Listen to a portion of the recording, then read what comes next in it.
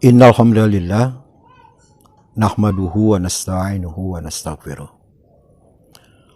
wa na'udzu billahi min syururi anfusina wa min sayyiati a'malina. May yahdihillahu fala mudhillalah wa may yudlil fala hadiyalah. Wa asyhadu an la ilaha illallah wahdahu la syarikalah wa asyhadu anna Muhammadan abduhu wa rasuluh. Qala Allah Ta'ala fil Qur'anil Karim, a'udzu billahi minasyaitonir rajim. As-sabirina was-sadiqina wal qanitina wal munfikina wal mustaghfirina bil ashar. Al-ayah. Para bapak dan ibu rahimakumullah, Rasulullah sallallahu alaihi wasallam menjelaskan bahwa ada 3 waktu yang terbaik bagi seseorang apabila orang tersebut hendak berdoa kepada Allah Subhanahu wa taala. Yang pertama adalah waktu sepertiga akhir malam. Hal ini dijelaskan di dalam sebuah hadis yang diriwayatkan oleh Imam At-Tirmidzi bahwa sahabat Abu Umamah bertanya kepada Rasulullah sallallahu alaihi wasallam, "Ya Rasulullah, ayyud du'ai asma'u?" Wahai Rasulullah, bilakah, kapankah doa yang lebih didengar oleh Allah Subhanahu wa taala? Qala, Rasulullah sallallahu alaihi wasallam menjawab, "Jauful laili al-akhiru," yaitu waktu malam yang akhir. Ibnu Katsir di dalam tafsirnya Al-Qur'anul Azim menjelaskan bahwa Allah Subhanahu wa taala pada setiap malam turun ke langit bumi, yaitu pada waktu akhir sepertiga malam. Yabqa thuluthul laili, yaitu yang tersisa yang ada akhir sepertiga malam. Lalu Ibnu Katsir menjelaskan, siapa yang berdoa, maka doanya akan dikabulkan. Siapa yang meminta, maka permintaannya akan Allah berikan. Dan siapa yang meminta ampun, maka Allah pun akan mengampuni dosa-dosanya. Jika pada hadis yang pertama, Rasulullah SAW hanya menjelaskan Jauful laili al-akhiru, yaitu akhir malam, maka pada yang dinyatakan oleh Ibnu Katsir lebih memperinci lagi, yaitu akhir sepertiga malam. Nah, para yang saya hormati, kalau kita lebih kerucutkan, lebih kita persempit, lebih kita perkecil, kapan akhir sepertiga malam itu? Maka di dalam sebuah hadis yang lain yang diriwayatkan oleh Imam Ahmad, ada dialog antara Nabi Daud alaihi salam dengan malaikat Jibril. Nabi Daud alaihi salam bertanya kepada malaikat Jibril, "Wahai Jibril, malam apakah yang paling utama?" Malaikat Jibril menjawab, "Aku tidak mengetahui kapan itu. Hanya saja aku mengetahui bahwa aras bergoncang pada waktu sahur." Dengan hadis ini lebih mempersempit waktu yang disebutkan tadi. Jika yang pertama disebutkan akhir malam, yang kedua disebutkan akhir sepertiga malam, maka hadis yang ketiga menyebutkan pada waktu sahur. Para bapak dan ibu rahimakumullah, maka kita membaca di dalam ayat Al-Quran. Yang pertama dalam surat Ali Imran ayat yang ke-18. Allah Subhanahu wa taala berfirman di dalam ayat tersebut, wal mustaghfirina bil ashari. Dan ada orang-orang yang meminta ampun kepada Allah pada waktu sahur. Bahkan di dalam surat Az-Zariyat pada ayat yang ke-17 juga Allah Subhanahu wa taala menyatakan wabil ashari hum yastaghfirun. Dan pada waktu sahur mereka meminta ampun kepada Allah Subhanahu wa taala. Jadi sesuai apa yang disabdakan oleh Rasulullah SAW dalam penjelasan yang pertama ketika sahabat Abu Umamah bertanya, lalu dengan firman Allah Subhanahu wa taala yang disebutkan tadi, maka waktu yang terbaik untuk seseorang berdoa kepada Allah Subhanahu wa taala lebih kita perkecil, yaitu pada waktu sahur. Lalu sekarang timbul pertanyaan, bilakah waktu sahur itu? Sebab para hormati, sekarang kita masih memiliki waktu-waktu sahur kita yang tersisa beberapa hari kemudian. Kita pada hari ini sudah memasuki saum yang ke-21 hari. Kapan waktu sahur itu? Di dalam hadis yang diriwayatkan oleh Imam Muslim, sahabat Anas bin Malik bertanya kepada Zaid bin Thabit. Karena Zaid bin Thabit menyatakan bahwa kami pernah makan sahur bersama Rasulullah SAW. Lalu kemudian kami sholat subuh. Pertanyaannya adalah, kata Anas bin Malik, berapa jarak antara makan sahur dengan waktu sholat subuh? Maka Zaid bin Thabit menyatakan kira-kira dibacakan ayat sebanyak 50 ayat. Para jemaah hormati, kalau kita ukur satu ayat itu 1 menit, berarti kurang lebih 1 jam. Dari waktu sahur ke datangnya waktu salat subuh, jarak waktunya kurang lebih 1 jam. Atau bila kita ukur satu ayat itu setengah menit, berarti kurang lebih setengah jam.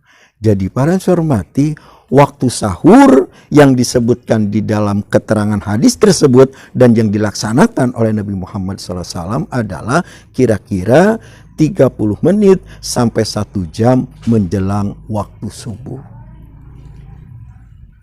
Para bapak dan para ibu rahimakumullah, inilah waktu yang pertama yang terbaik yang oleh Rasulullah SAW nyatakan waktu yang terbaik bagi seseorang untuk berdoa kepada Allah Subhanahu wa taala. Yang kedua, Rasulullah SAW menyatakan adalah waktu sujud. Di dalam sebuah hadis yang juga diriwayatkan oleh Imam Muslim, Rasulullah SAW menyatakan, aqrabu ma yakunul abdu min rabbihi wa huwa sajidun. Yang paling dekat seseorang berada dengan Tuhannya adalah ketika dia sedang sujud.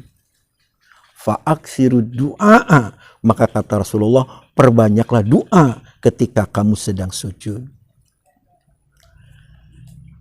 Sujud yang oleh Rasulullah SAW menyatakan tadi tidak dibatasi hanya pada sujud yang terakhir saja. Sebab di dalam hadis itu Rasulullah menyatakan adalah pada waktu sujud. Jadi berdoa pada waktu sujud bisa dilakukan ketika di rakaat yang pertama, di rakaat yang kedua, atau bisa juga di rakaat yang terakhir. Hanya lazimnya apabila ada orang yang berdoa, maka dia berdoa ketika pada waktu sujud yang terakhir.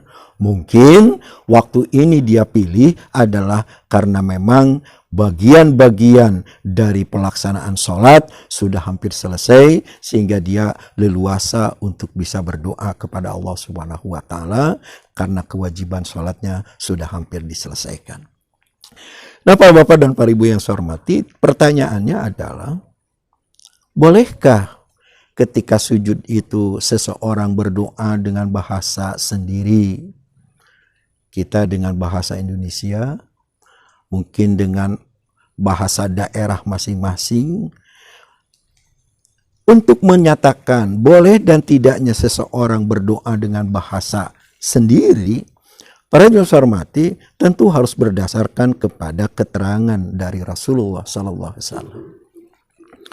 Nah, di dalam sebuah hadis Rasulullah SAW pernah mendengar ada seorang Arab gunung yang berdoa di dekat Nabi ketika dia sedang sholat. Dia berdoa kepada Allah Subhanahu wa taala, "Ya Allah, berilah saya rahmat dan juga Muhammad rahmat. Tidak usah rahmat itu diberikan kepada orang lain." Ketika Rasulullah SAW mendengar doa orang tersebut seperti itu, maka Rasulullah SAW memperbaiki doa orang tersebut. Yang diperbaiki oleh Nabi Muhammad SAW adalah isi doanya, bukan cara ia berdoanya. Jadi kata Rasulullah, rahmat Allah itu maha luas. Kenapa kamu hanya berdoa rahmat itu Allah berikan kepadaku dan kepada kamu, tidak kepada orang lain? Maka yang ditegur oleh Rasulullah SAW adalah dia berdoa dengan bahasa yang mempersempit rahmat dari Allah Subhanahu wa taala. Adapun doanya yang dia baca dengan bahasa sendiri karena dia menyusun sendiri seperti itu, maka doanya yang seperti itu tidak dipersalahkan oleh Rasulullah SAW. Jadi dengan demikian, para bapak dan para ibu yang saya hormati, tentu saja ketika seseorang berdoa pada waktu sujud, diizinkan untuk berdoa dengan bahasanya sendiri. Misalnya dengan bahasa Indonesia, "Ya Allah, mudah-mudahan Engkau jauhkan kami, keluarga kami dari bahaya corona yang begitu luar biasa." Silakan. Karena doa yang seperti itu mungkin tidak bisa kita jumpai dengan doa yang diajarkan oleh Rasulullah SAW dengan bahasa Arab. Yang dilarang sebetulnya adalah berdoa itu adalah, yang dilarang di dalam sholat itu adalah kalamun nas. Kalamun nas itu bukan omongan orang, tetapi berbicara, beromong kepada orang. Jadi jika orang dalam sholat itu berbicara kepada orang, walaupun memakai bahasa sendiri, memakai bahasa Arab atau bahasa hadis, misalnya ketika dia sholat berjamaah, di samping sebelah kanannya ada yang berbangkis. Lalu dia membaca Alhamdulillah. Lalu dia jawab Yarhamukallah. Maka sholatnya batal. Dan itulah yang dimaksud dengan kalamun nas. Beromong kepada orang, berbicara kepada orang, walaupun dengan bahasa seperti yang disebutkan di dalam hadis tersebut. Nah, jadi Mas hormati, tidak ada salahnya. Dan memang Rasulullah SAW pun tidak memperbaiki doa orang itu dalam bahasa yang ia ucapkan. Hanya Rasulullah SAW memperbaiki doa orang Arab gunung tersebut, kandungan dari doa yang dibacanya. Kemudian yang terakhir, yang ketiga adalah Rasulullah SAW menyatakan di akhir sholat fardu, yaitu Rasulullah SAW memberikan anjuran kepada kita untuk memilih dari beberapa doa yang diajarkan oleh beliau. Bahkan secara khusus Abu Bakar meminta kepada Nabi Muhammad SAW agar mengajarkan kepada beliau satu doa yang akan beliau baca doa itu di dalam salatnya. Maka Rasulullah SAW mengajarkan dengan satu doa, Allahumma inni zalamtu nafsi zulman katsira wa la yaghfiru dzunuba illa anta faghfirli maghfiratan min indika warhamni innaka antal ghafurur rahim. Bahkan ada juga doa yang diajarkan oleh Rasulullah SAW, doa di mana doa itu adalah minta dijauhkan dari pikun, juga minta jauhkan dari neraka azab jahanam. Para bapak dan para ibu rahimakumullah, dari apa yang saya sampaikan tadi dapat kita simpulkan, jadi ada 3 waktu yang paling baik kita berdoa kepada Allah Subhanahu wa taala, yaitu yang pertama adalah akhir sepertiga malam, yang bisa lebih spesifik lagi adalah pada waktu-waktu sahur. Yang kedua adalah pada waktu sujud. Dan yang ketiga adalah di akhir sholat fardu. Dari ketiga itu bisa kita pilih salah satu di antaranya, atau juga bisa kita laksanakan sekaligus ketiga-tiganya ketika kita berdoa dan memohon kepada Allah Subhanahu wa taala. Aqulu qouli hadza wa astaghfirullah li wa lakum. Wassalamualaikum warahmatullahi wabarakatuh.